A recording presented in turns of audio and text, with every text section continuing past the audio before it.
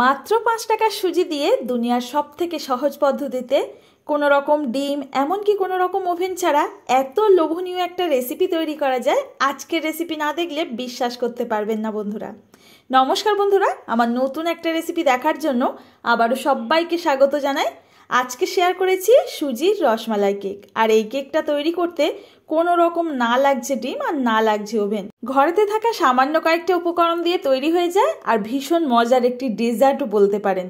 আর এই রসমালাই কেকটা খেতে যে কতটা লোভনীয় হয়, একদম নরম স্পঞ্জি আর মুখে দিলেই মিলিয়ে যাবে।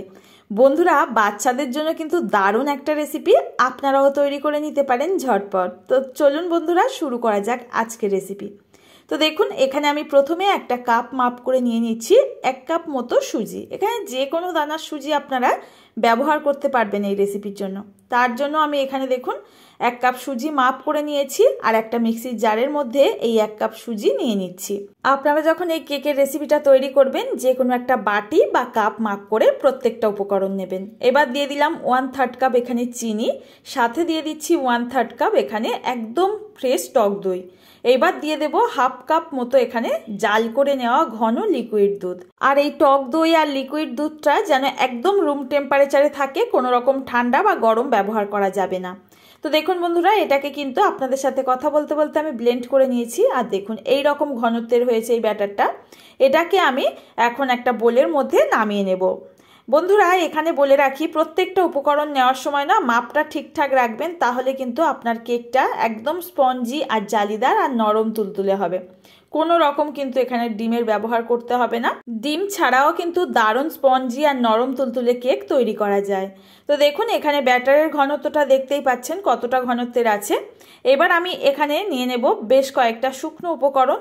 তো এখানে শুকনো উপকরণটাও কিন্তু মাপ করে দেখিয়ে দিচ্ছি। একটা স্ট্রেনার নিয়ে নিলাম প্রথমে, তারপর দেখুন 3 টেবিল স্পুন এখানে নিয়ে নিচ্ছি ময়দা, আর 1 চিমটি স্বাদ মতো দিয়ে দেব লবণ। এই দুটো উপকরণ ভালো করে চেলে এর সঙ্গে মিশিয়ে নিতে হবে। এখানে কিন্তু এই শুকনো উপকরণ যখনই মেশাবেন, অবশ্যই করে স্ট্রেনারে এইভাবে চেলে নিয়ে মেশাবেন, তাহলে কিন্তু কোনো রকম দানা দানা বা কোনো রকম বড় বড় অংশ এর মধ্যে মিশে যাবে না। তো বন্ধুরা, এখানে বলে রাখি, শুধুমাত্র সুজি দিয়েও আপনারা করতে পারবেন কেকটা, তাতেও ভালো হবে। তবে সুজির যে একটা দানা দানা ভাব থাকে, সেটা কিন্তু এই ময়দা দেওয়ার কারণে একদমই থাকবে না। একদম স্মুথ আর সুন্দর একটা আমাদের কেক তৈরি হবে। তো এখানে দেখুন, এটাকে ভালো করে মিশিয়ে নেওয়ার পর দিয়ে দিলাম 1/3 কাপ এখানে যে রেগুলার রান্না করি রিফাইন্ড অয়েল হয়, সেই রিফাইন্ড অয়েল। এখানে আপনারা যদি চান ঘি কিংবা বাটার ব্যবহারও করতে পারবেন, তবে আমি একদম ঘরেতে থাকা সিম্পল কয়েকটা উপকরণ দিয়ে আজকের এই রসমালাই কেকটা তৈরি করে দেখাচ্ছি, যাতে আপনারাও প্রত্যেকেই বাড়িতে তৈরি করতে পারেন। তো দেখুন, তেলটা দেওয়ার পর কিন্তু আমি খুব ভালো করে একদিকে ঘুরিয়ে ঘুরিয়ে এই ব্যাটারটা তৈরি করে নিয়েছি। এখন এই ব্যাটারটাকে আমি জাস্ট 10 মিনিটের জন্য রেস্টে রাখবো। যেহেতু সুজি দিয়ে করছি, এটাকে রেস্টে রাখলে কেকটা বেশি নরম আর স্পঞ্জি হবে। এই সময় আমরা কেকটা বেক করার জন্য একটা কেক টিন নিয়েছি। তো কেক টিন যদি না থাকে কোনো ব্যাপার না, সেটা আপনারা কিন্তু যে কোনো স্টিলের বাটি কিংবা আমাদের যে অ্যালুমিনিয়ামের যে বাটিগুলো বাড়িতে চায়ের পাত্র হিসেবে ব্যবহার করি, তার মধ্যেও করে নিতে পারবেন খুব সহজে। তো দেখুন, প্রথমে একটুখানি এর মধ্যে সাদা তেল লাগিয়ে নিলাম। এবার এর ওপর না আমি কোনো রকম বাটার পেপার বা কিছুই ব্যবহার করব না। দেখুন, 1/2 চামচ মতো ময়দা নিচ্ছি, এটাকে ভালো করে এর গায়ে স্প্রেড করে দিতে হবে। আর এইভাবে যদি করে নেন, কোনো রকম কিন্তু কিচ্ছু লাগবে না, খুব সহজেই কিন্তু কেকটা অনায়াসে মোল্ড আউট করে নেওয়া যায়। তো দেখুন, এক্সট্রা যে ময়দা আছে সেটাকে ভালো করে ঝেড়ে ফেলে দিলাম। কেক মোল্ড আমাদের রেডি, এটাকে সাইডে এখন রেখে দিচ্ছি। এইবারে আমাদের ব্যাটারটাকে রেডি করে নিতে হবে। তো 10 মিনিট মতো আমি রেখে দিয়েছিলাম রেস্টে, একদমই কিন্তু এটা রেডি হয়ে গেছে কেক তৈরির জন্য। তো দেখুন, এটাকে ভালো করে একটু ফেটিয়ে নিচ্ছি। আর কেকের ব্যাটার যখনই তৈরি করবেন, ঠিক একদিকে ঘুরিয়ে ঘুরিয়ে এইভাবে তৈরি করে নেবেন, এতে খুব জালিদার আর স্পঞ্জিও হয়। তো বন্ধুরা, এখানে এখন অ্যাড করে দিচ্ছি 1 teaspoon baking powder, 1/3 teaspoon baking soda, আর একটুখানি এখানে এলাচ গুঁড়ো। সাথে দিয়ে দিচ্ছি 3 টেবিল স্পুন মতো এখানে লিকুইড দুধ। যেহেতু ঘনত্বটা একটু বেড়ে গেছিলো, তাই একটু কিন্তু আমাদের এটা পাতলা করে নিতে হবে।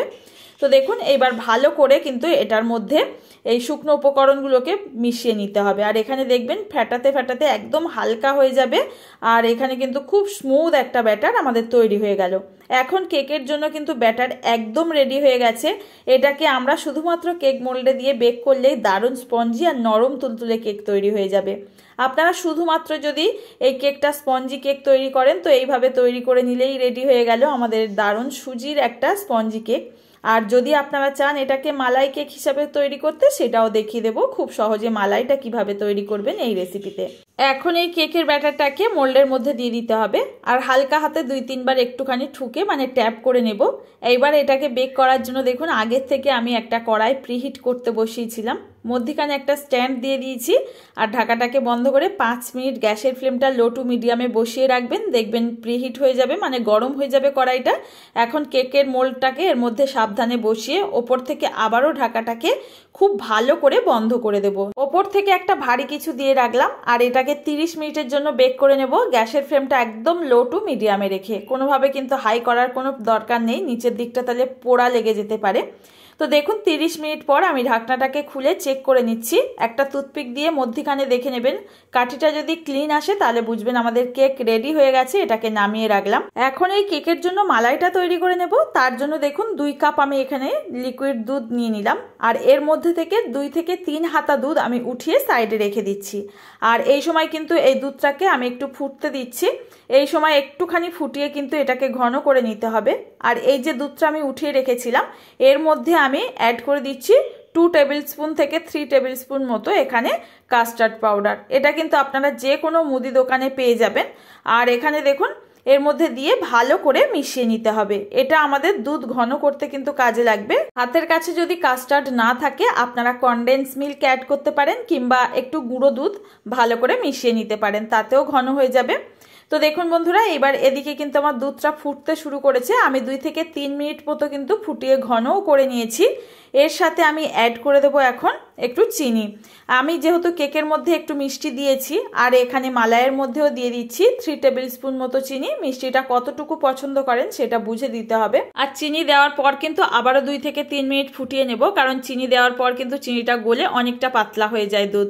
তো দেখুন একটু 2 থেকে 3 মিনিট ফোটানোর পর এর সঙ্গে বেশ কিছুটা পেস্তা কুচি অ্যাড করে দিলাম। আপনারা যদি চান এখানে কেশারও অ্যাড করতে পারবেন, তাতে দারুণ একটা ফ্লেভার হয় আর কালারটাও সুন্দর হয়। এবার যে কাস্টার্ডটা আমি গুলে রেখেছিলাম এটাকে আবারও কিন্তু ভালো করে মিশিয়ে নিয়ে এই দুধের মধ্যে দিয়ে দিলাম। দুধের মধ্যে দেওয়ার পর কিন্তু অনবরত এইভাবে নাড়াচাড়া করে যাবেন, আর এটাকে 2 থেকে 3 মিনিট ফুটিয়ে নিলেই আমাদের দারুণ টেস্টি মালাই কিন্তু একদম রেডি হয়ে গেল। তো দেখুন বন্ধুরা এটাকে কিন্তু আর বেশি ফোটাতে হবে না, তাহলে অনেকটা গাঢ় হয়ে যাবে, তখন কিন্তু কেকের মধ্যে এই মালাইটা আর ঢুকতে চাইবে না। তো এটাকে নামিয়ে সাইডে রেখে দিলাম। আর এদিকে কেকটা কিন্তু আমাদের হালকা একটু ঠান্ডা হয়ে গেছে। এইভাবে আমি সাইডের অংশগুলোকে একটু ছাড়িয়ে এটাকে মোল্ড আউট করে নেব।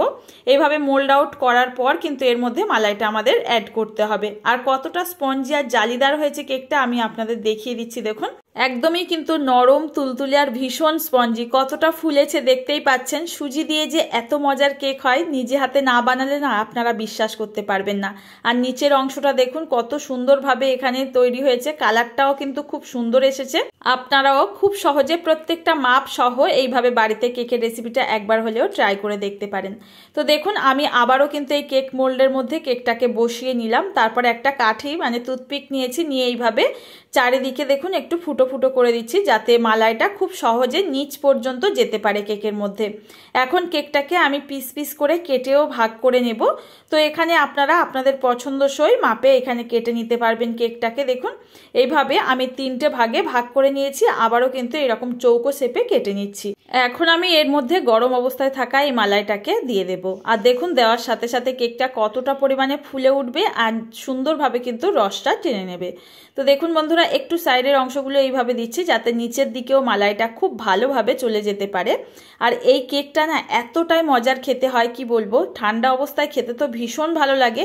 আপনারাও কিন্তু বাড়িতে একবার হলেও এই রেসিপিটি ট্রাই করে দেখতে পারেন, আশা করছি আপনাদের কাছেও ভীষণ ভালো লাগবে। কেকের মধ্যে সমস্ত মালাইটা দেওয়ার পর এটাকে কিন্তু সাথে সাথে আমি সার্ভ করব না, এটাকে আমি 1 থেকে 1.5 ঘন্টার জন্য ফ্রিজে রেখে দেবো যাতে ঠান্ডা হয়ে যায়। আর দেখুন 1 থেকে 1.5 ঘন্টা পর আমি বের করে নিয়েছি। এখন এটাকে আমি সার্ভ করে দিচ্ছি। কতটা লোভনীয় দেখতে হয়েছে, একদম নরম তুলতুলে, আর মুখে দিলেই না একদম মিলিয়ে যায়। দারুণ টেস্টি একটা ডেজার্ট বা কেক যেটাই বলেন না কেন রেডি হয়ে গেল। বাচ্চারা খেতে ভীষণ পছন্দ করে, তার সাথে কিন্তু যারা একটু হালকা মিষ্টির এইরকম রসমালাই কেক বা রসমালাই মিষ্টি খেতে পছন্দ করে তাদের কাছে কিন্তু ভীষণ ভালো লাগবে। আজকের রেসিপিটা আশা করছি বন্ধুরা আপনাদের বুঝতে কোথাও অসুবিধা হয়নি আর খুব সহজে শেয়ার করতে পেরেছি। রেসিপিটি ভালো লাগলে অবশ্যই একটা লাইক করবেন, ফ্রেন্ড ও ফ্যামিলির কাছে শেয়ার করার জন্য অনুরোধ রইল। আজ তাহলে বন্ধুরা এই পর্যন্ত, দেখা হবে নতুন কোনো রেসিপিতে। ততক্ষণ সবাই ভালো থাকবেন, সুস্থ থাকবেন। ভিডিওটির সঙ্গে থাকার জন্য আপনাদের রইল অসংখ্য ধন্যবাদ।